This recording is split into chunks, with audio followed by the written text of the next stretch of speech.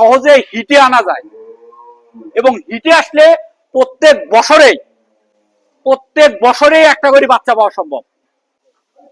প্রিয় দর্শক, আমি আমার প্রত্যেকটা ভিডিওতেই একটাই কথা বলি, আপনারা দুগ্ধবর্তী গরু বাছুর লালন পালন করেন, কোনো সমস্যা নাই, কিন্তু গাভী লালন পালন করতে গেলে আপনাদের পর্যাপ্ত পরিমাণে কাঁচা ঘাসের ব্যবস্থা করতে হবে।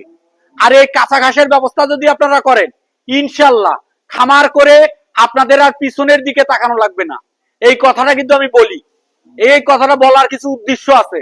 দেখেন, আপনারা গরু বাছুর লালন পালন করলেন কিন্তু কাঁচা ঘাসের ব্যবস্থা করলেন না, আপনি তো ভাই লাভ করতে পারবেন না। আপনাদের কাঁচা ঘাসের ব্যবস্থা সব সময় রাখতে হবে, যেহেতু গরুকে দৈনিক আপনার খাওয়াইতে হবে। এই দৈনিক খাওয়াইতে গেলে আপনার দৈনিকের ব্যবস্থা করতে হবে। দেখেন, আমরা আমাদের প্রত্যেকটা গাভীকে কি পরিমাণ কাঁচা ঘাস দিচ্ছি, দেখাও তো কি পরিমাণ কাঁচা ঘাস দিচ্ছি। এই কাঁচা ঘাস গুলো দেওয়ার উদ্দেশ্য কি? গরু বাছুর লালন পালন করতে খরচের হার অনেক অংশে কমিয়ে ফেলে এই কাঁচা ঘাস। আপনি দানাদার খাদ্যের উপর নির্ভর করে গরুর খামার দেবেন, দানাদার খাদ্যর কি আপনার দাম জানা আছে? হ্যাঁ, আমরা দানাদার খাদ্য দেবো।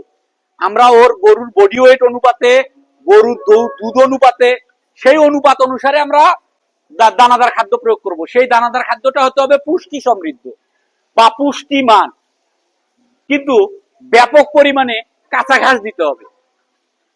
বিশেষ করে দুধালো গাভীর জন্য কাঁচা ঘাস যে কত প্রয়োজন তা বলে শেষ করতে পারবো না। আজকে আপনাদের দেখাবো আমরা কি পরিমাণ কাঁচা ঘাসের ব্যবস্থা করছি আর আমাদের গরুকে কি পরিমাণ খাচ্ছে। দেখো তো, এই গরুগুলা সবগুলো খাচ্ছে। গরুগুলার মাথা দেখেন, কোন গরুর মাথা কি উপরের দিকে আছে? সবগুলা গরুর মাথা নিচুর দিকে। মানে এখানে আমরা তার বডি ওয়েট অনুপাতে, তার দুধের প্রোডাকশন অনুপাতে যে আমরা পুষ্টিমান দানাদার খাদ্য দেই, এর পাশাপাশি পর্যাপ্ত পরিমাণে কাঁচা ঘাস দেওয়ার ব্যবস্থা করি। এবং কাঁচা ঘাস দেওয়ার ফলে কি হয়? গরুর ইমিউনিটি শক্তি বৃদ্ধি পায়। গরুর বিশেষ করে খামারিরা যে সমস্যাটার সম্মুখীন হয়, যে গাভীগুলো হিটে আসে না, সেই গাভীগুলোকে সহজে হিটে আনা যায় এবং হিটে আসলে প্রত্যেক বছরেই একটা করে বাচ্চা পাওয়া সম্ভব। গুড প্ল্যানিং যেন থাকে, সেই প্ল্যানিংটা যারা ডেইরি এক্সপার্ট আছে, যারা এই খামার সম্পর্কে ভালো বোঝে, তাদের সাথে আপনারা আলোচনা করে, তাদের সাথে একটা পরামর্শ নিয়ে আপনার খামারের দিকে অগ্রসর হন। এবং ডাক্তার আছে, ওনারা চিকিৎসা দিবে রোগ হলে।